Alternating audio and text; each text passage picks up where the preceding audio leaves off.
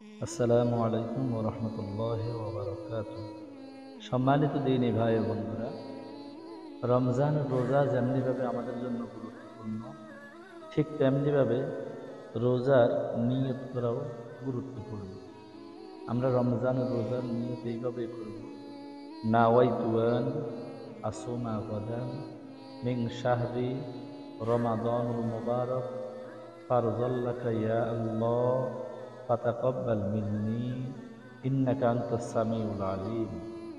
আমি আবারও বলছি, নাওয়াইতু আন আসুমা গাদান মিন শাহরি রমাদানুল মুবারক ফারজাল্লাকা ইয়া আল্লাহ ফাতাকাব্বাল মিন্নি ইন্নাকা আনতাস সামিউল আলিম। রমজান মাসে দোয়া কবুল হওয়ার এক বিশেষ মুহূর্ত হচ্ছে ইফতারের মুহূর্ত। ওই সময় আল্লাহ তাআলা বান্দার দোয়া কবুল করেন। তাই আমরা ওই সময় প্রথমে নিজের জীবনের কৃত গুনাহের জন্য আল্লাহ তাআলার কাছে ক্ষমা চাইব।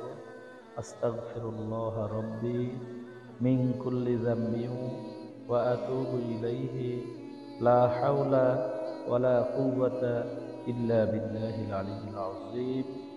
এরপরেই দোয়া করব, আল্লাহুম্মা লাকা সুমতু ওয়া আলা রিজকিকা আফতারতু বিরহমাতিকা ইয়া আরহামার রাহিমিন।